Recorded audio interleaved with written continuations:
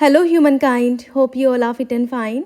The Phytoplankton Academy welcomes you all. And आज हमें 8th standard science new NCERT का 6th chapter पढ़ना है जिसका नाम है रिप्रोडक्शन इन एनिमल्स। तो बच्चों यहाँ पर हम एनिमल्स का रिप्रोडक्शन देखेंगे। अब सबसे पहले समझते हैं कि एनिमल्स क्या होते हैं। एनिमल्स के अंदर आपके ह्यूमन बींग्स भी आते हैं और अदर लिविंग ऑर्गेनिजम्स जो कि प्लांट्स कैटेगरी के अंदर नहीं आते, प्रोटिस्टा एंड फंजाई के अंदर नहीं आते। अब ये सारी चीज़ें क्या है, 5 किंगडम क्लासिफिकेशन था जो कि विटेकर के ज़रिए दिया गया। ये आप आगे की क्लासेस में पढ़ेंगे। और इस 5 किंगडम क्लासिफिकेशन के अकॉर्डिंग एक कैटेगरी होती है जिसका नाम है एनिमेलिया, और एनिमेलिया के अंदर आपका ह्यूमन बींग्स आएंगे। तो यहाँ पर हम डिटेल्स में ह्यूमन बींग के रिप्रोडक्शन को भी समझेंगे।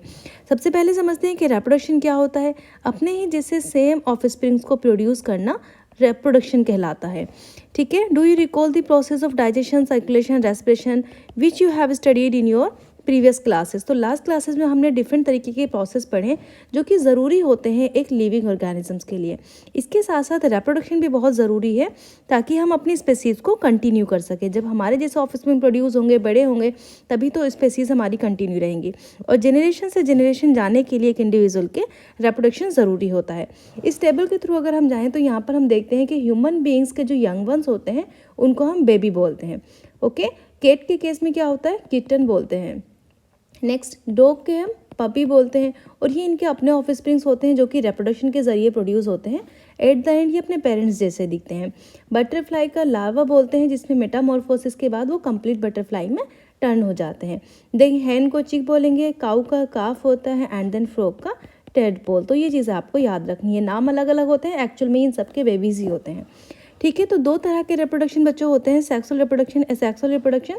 सेक्सुअल रिप्रोडक्शन में क्या होता है, मेल एंड फीमेल गैमेट का फ्यूज़ होकर जाइगोट में कन्वर्ट होता है। तो जैसे कि हमने प्लांट्स में पढ़ा था 6th स्टैंडर्ड में, plants that reproduce sexually have mail and female reproductive part. तो ये चीज़ आपको अगर याद हो कि प्लांट्स के केस में हमने मेल रिप्रोडक्टिव पार्ट को हम स्टेमन कहते थे, जिसके अंदर आपके 2 पार्ट्स आते थे, एक था एंथर और दूसरा था फिलामेंट। Okay, filament. और फीमेल रिप्रोडक्टिव पार्ट को हम पिस्टल बोलते थे, जिसके अंदर आपका स्टिग्मा, स्टाइल एंड ओवरी होता था। और यहाँ पर स्टिग्मा एक फ्लैट सरफेस ही होती थी, उसके ऊपर आके पॉलन गिरता था। ये सारी चीज़ हम कवर कर चुके हैं।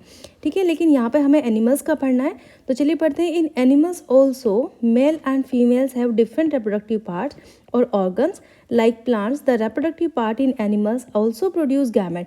जैसे कि प्लांट्स के अंदर वो पॉलन ग्रेन प्रोड्यूस करते हैं, इसी तरीके से एनिमल्स के अंदर भी जो मेल रिप्रोडक्टिव पार्ट होता है और फीमेल रिप्रोडक्टिव पार्ट दोनों गैमेट प्रोड्यूस करते हैं, और ये गैमेट फ्यूज़ होते हैं, जाइगोट बनाते हैं।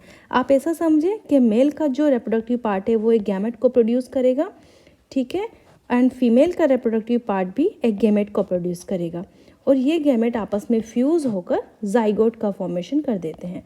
ठीक है, इस तरह के प्रोसेस को हम कहते हैं बच्चों fertilisation. The type of reproduction beginning from the fusion of male and female gamete is called sexual reproduction. यहाँ पे देखते हैं ह्यूमंस के अंदर स्टडी करेंगे, तो सबसे पहले मेल रिप्रोडक्टिव ऑर्गन पढ़ेंगे ह्यूमंस का। इसके आप पिक्चर यहाँ पर देखें, male reproductive organ in the humans. इसके अंदर क्या होते हैं, a male reproductive organ includes a pair of testis. एक पेयर ऑफ टेस्टिस होते हैं, एक टेस्टिस ये होता है, दूसरा ये। तो एक पेयर टेस्टिस ये आपको याद रखना है। उसके बाद इन टेस्टिस के अंदर क्या फॉर्मेशन होता है, स्पर्म का फॉर्मेशन होता है, जिसको हम स्पर्मोजेनेसिस कहते हैं। स्पर्म का फॉर्मेशन होगा, और ये स्पर्म जब बन जाएंगे यहाँ पर, तो इनको कैरी किया जाएगा स्पर्म डक्ट के थ्रू। तो इस तरीके से 2 स्पर्म डक्ट होती हैं, ये आपको ध्यान रखना है। और ये स्पर्म जाके आपके स्टोर हो जाते हैं पेनिस में। तो यहाँ पर 1 पेनिस, 2 स्पर्म डक्ट एंड 2 आपके टेस्टिस हो गए। ये चीज़ आपको याद रखनी है। 2 sperm duct and a penis, these testis produce the male gametes called sperm. ये जो मेल गैमेट है ह्यूमंस के अंदर, इसका नाम होता है sperm. Million of sperms are produce by the testis. एक मरतबा में मिलियंस ऑफ स्पर्म्स प्रोड्यूस होते हैं, which shows the picture of sperm. यहाँ पर आप पिक्चर देखेंगे, 2 sperms are very small in size, बहुत छोटे होते हैं साइज में। Each has a head, middle piece and a tail. ये अगर आप पिक्चर में देखें तो स्पर्म का एक हेड होता है, उसके साथ एक मिडल पीस होता है, यहाँ पे माइटोकॉन्ड्रिया, अदर गोल्जी बॉडीज होते हैं, और ये बहुत ज़्यादा एनर्जेटिक होता है, ये आपको समझना है। देन लास्ट में होती है टेल। अब टेल का अपना रीज़न होता है कि किस तरीके से उसको मोमेंट करना है, ये हम जब फीमेल रिप्रोडक्टिव पार्ट देखेंगे तब समझेंगे। तो बच्चों एक चीज़ यहाँ पे ये ध्यान रखनी है कि जो स्पर्म होता है वो सिंगल सेल होता है, ठीक है, and all the usual cell component जो मैंने अभी आपको बताया, माइटोकॉन्ड्रिया, गोल्जी बॉडीज, ये सारी चीज़ें उसमें होती हैं, लेकिन ये ज़रूर ध्यान रखना है कि ये सिंगल सेल होता है। Okay, then female reproductive part, इसमें क्या होता है, female reproductive organ are a pair of ovaries. यहाँ पे आप ओवरी देखेंगे, 2 ओवरी, इसको हम 1 पेयर ओवरी कह सकते हैं। देन ओविडक्ट, ओविडक्ट ये आपकी ओविडक्ट हुई। यहाँ पे हमने क्या पढ़ा था, स्पर्म डक्ट पढ़ी थी, फीमेल के केस में ओविडक्ट होती है। इस ओविडक्ट को बच्चों जो या इसका आगे वाला पार्ट होता है, इसको हम फैलोपियन ट्यूब भी कहते हैं। हालांकि ये पूरी फैलोपियन ट्यूब होती है, लेकिन ये फिंगर लाइक प्रोजेक्शन जो होता है, ये इसको फैलोपियन ट्यूब बोलते हैं। एंड द यूटेरस, उसके बाद आपका यूटेरस आता है, जहाँ पर आपके बेबी का इम्प्लांट होता है, और इसको हम आगे डिटेल में पढ़ने वाले हैं। The ovary produces female gamete, तो यहाँ पे मेल के केस में गैमेट कौन प्रोड्यूस करता है, यह और इसके आपके टेस्टिस के अंदर प्रोड्यूस होते हैं, लेकिन फीमेल के केस में ये ओवरीज के अंदर प्रोड्यूस होते हैं, जिसको हम ओवा बोलते हैं। तो फीमेल गैमेट आपका ओवा कहलाएगा एंड मेल गैमेट स्पर्म कहलाता है। In human beings, a single mature egg is released into the oviduct by one of the ovaries every month. Uterus is part where the development of the baby takes place, like the sperm and egg is also a single egg. sperm की तरह जो हमारा egg होता है वो भी single cell होता है। अब यहाँ पे बताया ये गया है कि every month एक फीमेल के अंदर, जो कि प्यूबर्टी जिसके अंदर आ जाती है 13 की एज के बाद, तो वहाँ पर हर एक ओवरी से, मतलब अल्टरनेटिवली होता है पर मंथ के एक मंथ इस ओवरी से एक ओवा रिलीज होता है, और वो ओवा फैलोपियन ट्यूब्स के ज़रिए यहाँ पर पहुँचता है। और जो अगर वहाँ पर स्पर्म मिल जाता है तो वहाँ पर फ्यूज़न होने के बाद जाइगोट का फॉर्मेशन होता है। और बच्चों ये ऑल्टरनेट मंथ पर होता है, पहले एक ओवरी से ओवा प्रोड्यूस होगा, नेक्स्ट मंथ इस ओवरी से ओवा प्रोड्यूस होता है। ठीक है, अगर यहाँ पर स्पर्म नहीं मिलता तो क्या होता है, ये जो आपका ओवा यहाँ से रिलीज़ हुआ था ये बस्ट हो जाता है, और बस्ट होने के बाद ब्लड रिलीज़ होता है, जिसको हम पीरियड्स कहते हैं, मेंस्ट्रुअल साइकिल। नेक्स्ट, तो ह्यूमन ओवम अगर हम देखें, फीमेल ओवम, इसके अंदर यहाँ पे न्यूक्लियस होता है, और ये इस तरीके का इसका स्ट्रक्चर होता है। Next, fertilisation. यहाँ पे fertilisation, the first step in the process of reproduction is fusion. जो पहली स्टेप हमने पढ़ी वो फ्यूजन होगी, जहाँ पर आपका स्पर्म एंड ओवम फ्यूज होते हैं। When sperm come in contact with an egg, one of the sperms में fuse with the egg.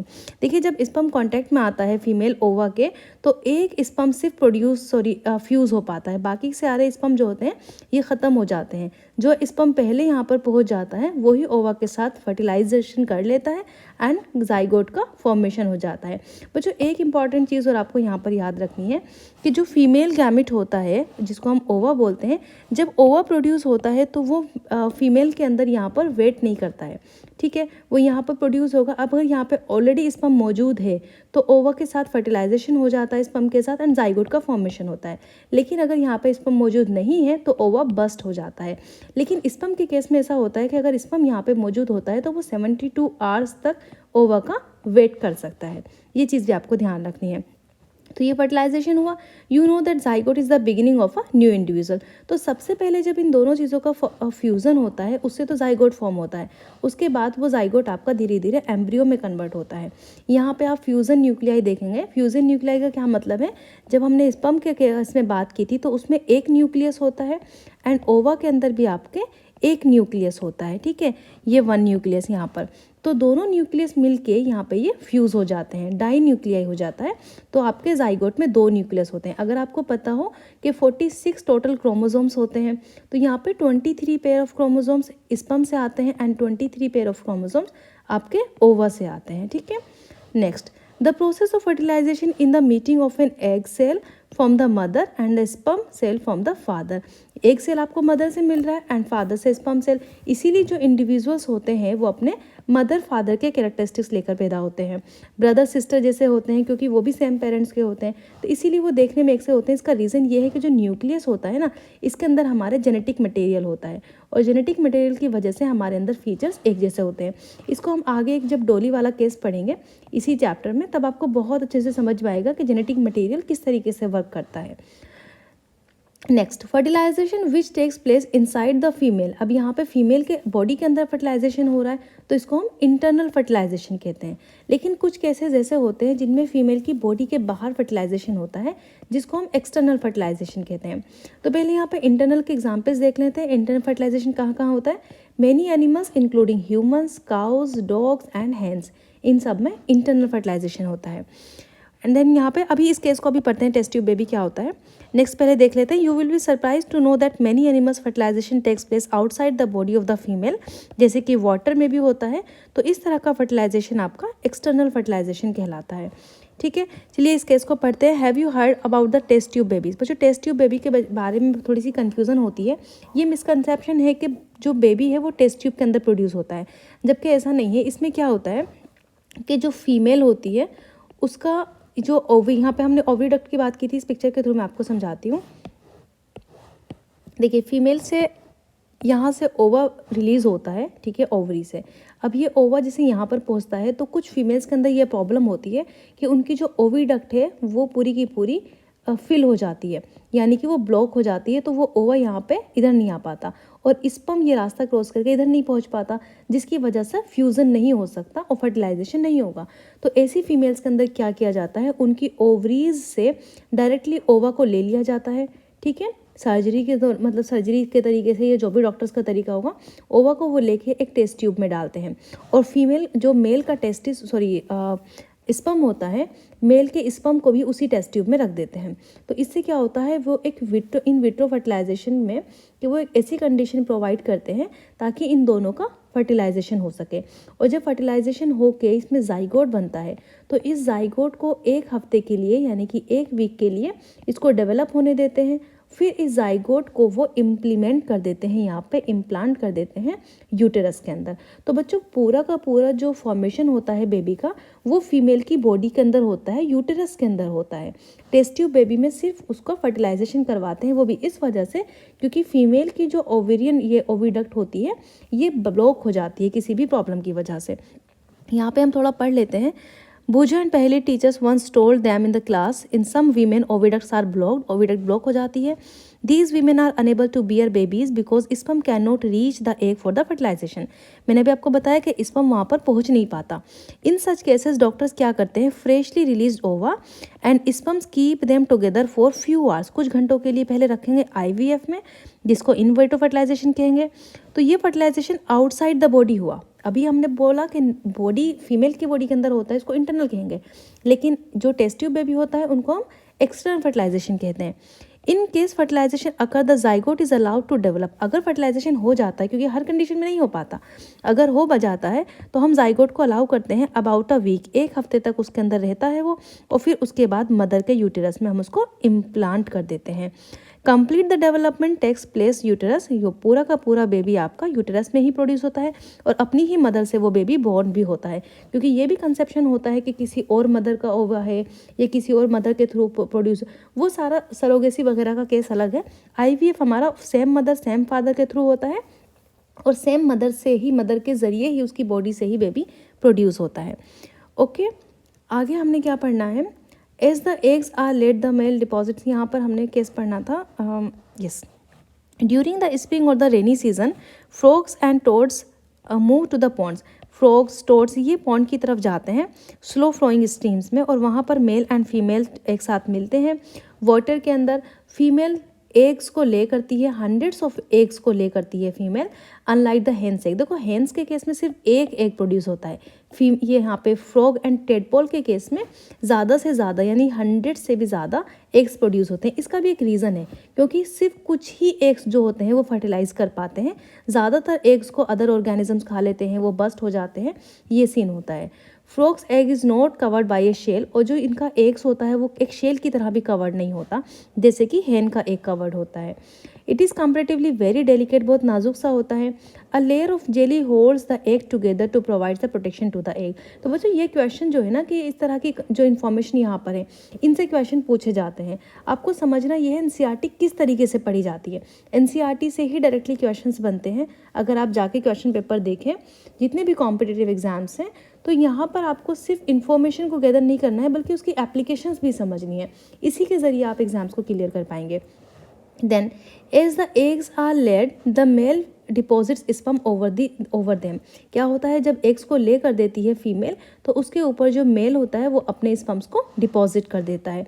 Each sperm swim randomly, ये इधर उधर स्विम करने लगते हैं क्योंकि इनमें टेल होती है। With the help of its long tail the sperm comes in contact with the eggs, eggs के कॉन्टैक्ट में जो स्पर्म आ जाते हैं उनके वहाँ पर फर्टिलाइजेशन हो जाता है। तो इस तरह का fertilisation in which the fusion of the male and female gamete takes place outside the body, क्योंकि फीमेल की बॉडी के बाहर हो रहा है तो उसको हम एक्सटर्नल फर्टिलाइजेशन कहेंगे। और ये कहाँ कहाँ पर होता है? फिश में, स्टार फिश में ये सब होता है। देन यहाँ पे बच्चों ये ह्यूमन बीइंग्स की बात चल रही है, तो यहाँ पे ह्यूमन बीइंग्स का स्ट्रक्चर देख लेते हैं। फीमेल का जाइगोट की बात कर रहे हैं, formation and development of an embryo from the zygote. जब हमने देखा कि जाइगोट का फॉर्मेशन हुआ मेल के गैमेट से फीमेल के गैमेट के फ्यूजन से जो जाइगोट बना, अब वो जाइगोट आगे कैसे प्रोसेस होता है? तो ओव्यूलेशन, यहाँ पे ओवरी थी, अभी हमने देखा ऊपर ओवरी से जब ओवा यहाँ से रिलीज होता है तो इस प्रोसेस को हम ओव्यूलेशन कहते हैं। ठीक है, ओव्यूलेशन के बाद जब यहाँ पर आपका ओवा आया तो उसके बाद यहाँ पे ऑलरेडी स्पर्म आ गया, यहाँ पर ओवा स्पर्म जब फ्यूज में तो जाइगोट बना, इसीलिए यहाँ पे आपको दो डॉट दिख रहे होंगे। एक डॉट में जो न्यूक्लियस है ये फीमेल ओवा का है और दूसरा डॉट जो न्यूक्लियस है ये मेल स्पर्म का है। यहाँ पे जाइगोट में क्लीवेज शुरू होता है, अलग अलग सेल्स में टूटने शुरू होते हैं, इस तरीके से क्लीवेज होता जाता है एंड ये बॉल लाइक स्ट्रक्चर बन जाता है लास्ट में आकर। फिर ये जो आपका जाइगोट बनता है ये पूरा का पूरा यहाँ पर इम्प्लांट हो जाता है, यानी कि जो यूटेरस की वॉल होती है उससे अटैच हो जाता है। इस पिक्चर में आप देखेंगे ये बॉल लाइक स्ट्रक्चर। देन यहाँ पर आप सी पिक्चर के अंदर देखेंगे embedding of the embryo in the uterus and large जब ये हो जाता है तो ये इससे अटैच हो जाता है जो कि यूटेरस की वॉल होती है। ठीक है, ये यूटेरस की वॉल है, यहाँ पे आपका जो एम्ब्रियो है वो डेवलप होना शुरू हो जाता है। अब किस तरीके से डेवलपमेंट होता है एम्ब्रियो का? अपनी हमने तीन चीज़ें बच्चों पढ़ ली हैं। सबसे पहले हमने पढ़ा था गैमेट जो कि बाहर होते हैं, गैमेट जब अंदर जाकर उनका फ्यूज़न होता है तो वो जाइगोट में कन्वर्ट होते हैं। अब जब वो जाइगोट का क्लीवेज होता है वो बढ़ता चला जाता है तो वो आपका एम्ब्रियो बन जाता है। अब आगे देखते हैं एम्ब्रियो के बाद क्या होगा। Fertilisation results in the formation of zygote which begins to develop into the embryo. ये टर्मिनोलॉजी याद रखने की कब किस चीज़ को हम जाइगोट कहेंगे, कब एम्ब्रियो कहते हैं। The zygote divides repeatedly to give rise to a ball of the cells. जो हमने यहाँ पे देखा बार बार वो डिवाइड्स होता रहता है रिपीटेडली और इस तरीके के बॉल लाइक स्ट्रक्चर बनता है। The cell then begin to form the groups that develops into the different tissues and organ of the body. अब ये जो बॉल लाइक स्ट्रक्चर है इन्हीं से अलग अलग जो ह्यूमन के पार्ट्स होते हैं, ऑर्गन्स होते हैं वो प्रोड्यूस होते हैं, हैंड्स, नो, ये सारी चीज़ें प्रोड्यूस होती हैं। This developing structure is termed as embryo. और ये जो डेवलप हो रहा है स्ट्रक्चर का, यहाँ पर आप देखेंगे एनलार्ज्ड एम्ब्रियो, इसको हम एम्ब्रियो बोलते हैं। The embryo gets embedded in the walls of the uterus for further development. ये अटैच हो गया है वॉल से फर्दर डेवलपमेंट के लिए। Embryo continues to develop in the uterus, it gradually develops the body parts. और जब इसमें बॉडी पार्ट जैसे कि हैंड्स, लेग्स, हेड, आई, ये सारे प्रोड्यूस होने लगते हैं तो इस स्टेज को हम बच्चों कहते हैं फीटस। तो आपको 4 स्टेजेस समझ में आ गई। सबसे पहले गैमेट, गैमेट का फ्यूजन होकर बनता है जाइगोट, जाइगोट से क्लीवेज होने के बाद बनता है एम्ब्रियो और एम्ब्रियो के बाद जब उसमें हैंड्स, लेग, सारे ऑर्गन्स का डेवलपमेंट हो जाता है then it knows as foetus. Okay, तो यहाँ पर आप फीटस को देख सकते हैं, इसमें सारे स्ट्रक्चर क्लियरली विजिबल होते हैं। Internal fertilisation takes place in hens also. Hen के केस में भी ऐसा होता है। But do hens give the birth to the babies like human. लेकिन हैंड्स तो बेबी ह्यूमंस की तरह बेबीज को बर्थ नहीं देती। हैंड्स के केस में क्या होता है, जो उनका एग होता है, एग को वो हैच करती हैं और उसके बाद उसमें बेबी प्रोड्यूस होता है। Soon after the fertilisation how chick born, कैसे चिक बोन होते हैं यहाँ पे हम देखते हैं। सून आफ्टर फर्टिलाइजेशन, जैसे ही उन्हें फर्टिलाइजेशन होता है उनका एग प्रोड्यूस होता है।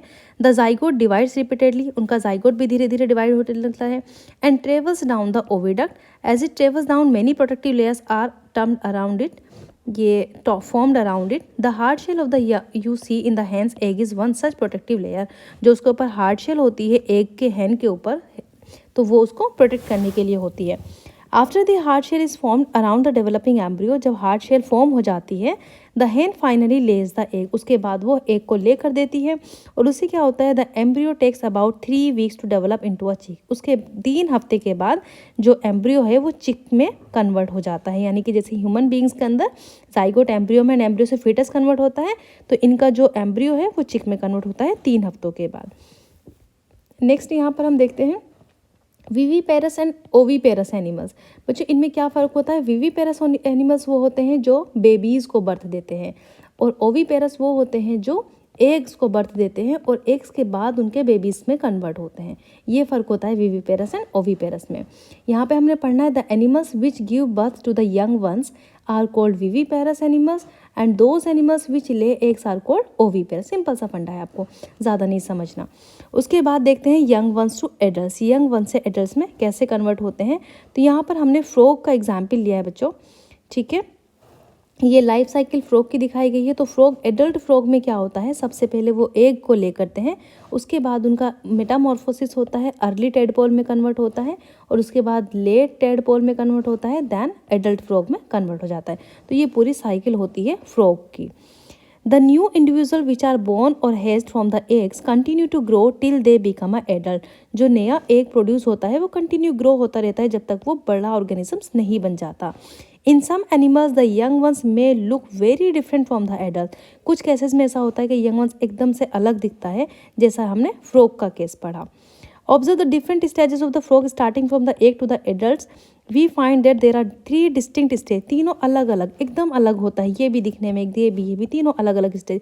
तो बच्चों ये सारी चीज़ें पढ़ाने का मकसद ये है कि आपको समझ आ जाए कि किस तरीके से अलग अलग ऑर्गेनिजम्स में, एनिमल्स में साइकिल्स, लाइफ साइकिल्स होती है। एंड उसके बाद एक के बाद टेडपोल लार्वा में कन्वर्ट होता है, देन एडल्ट में। Don't the tadpoles look so different from the adult. अब आपको टेडपोल जो है ये एडल्ट से बहुत अलग नहीं दिख रहा, लेकिन ह्यूमन बींग्स में ऐसा नहीं होता। ह्यूमन बींग्स के जो बेबीज़ होते हैं वो सिमिलर दिखते हैं उनकी एज के हिसाब से, वो इन फ्रॉग की तरह नहीं होते हैं। तो ये चीज़ आपको समझनी है, और इस प्रोसेस को हम मेटामॉर्फोसिस कहते हैं। The tadpoles transform into adults capable of jumping and swimming. ये जंप भी कर सकते हैं, स्विम भी कर सकते हैं। The transformation of larva into an adult through drastic changes is called Metamorphosis. ये डेफिनेशन आपको याद रखनी है। The transformation of larva into an adult through the drastic changes, बहुत अलग अलग चेंजेस उसमें आ रहे हैं ना, इसको हम मेटामॉर्फोसिस कहेंगे।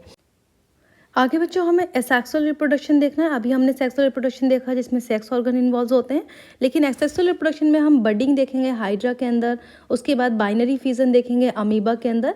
ये एसेक्सुअल रिप्रोडक्शन के एग्जाम्पल्स हैं जहाँ पे सेक्स ऑर्गन इन्वॉल्व नहीं होते। हाइड्रा क्या होता है, ये एक माइक्रोस्कोपिक ऑर्गेनिजम्स होता है। इसको हम एक परमानेंट साइट्स के ऊपर भी देख सकते हैं, इसको ऑब्जर्व कर सकते हैं। इसमें क्या होता है, इस तरीके से एक बडिंग लाइक स्ट्रक्चर निकलता है। जो पेरेंट बॉडी है इसको हम पेरेंट बॉडी कह लेंगे। पहले थोड़ा सा ऐसे बड निकलेगी, फिर थोड़ी सी बड़ी हो जाएगी वो, उसके बाद पूरा हाइड्रा में कन्वर्ट हो जाता है और वो पेरेंट बॉडी से अटैच हो जाता है। तो ये पूरा हाइड्रा का फॉर्मेशन हो जाता है। यहाँ पे अगर हम बाइनरी फिजन देखें अमीबा के अंदर, जो कि यूनिसेलुलर ऑर्गेनिजम्स होता है, तो यहाँ पे जो पेरेंट बॉडी है वो ये है। यहाँ पर एक न्यूक्लियस है, पूरा खेल बच्चों न्यूक्लियस का होता है, क्योंकि न्यूक्लियस के अंदर ये आपका जेनेटिक मटेरियल होता है, ठीक है। इसी से नई स्पीसीज, नया जो इंडिविजुअल है वो फॉर्म हो सकता है। यहाँ पर फिर उसके अंदर ये न्यूक्लियस टूटना शुरू होगा, 2 पार्ट्स में न्यूक्लियस टूट जाता है, उसके बाद वो 2 सेल्स में कन्वर्ट हो जाता है।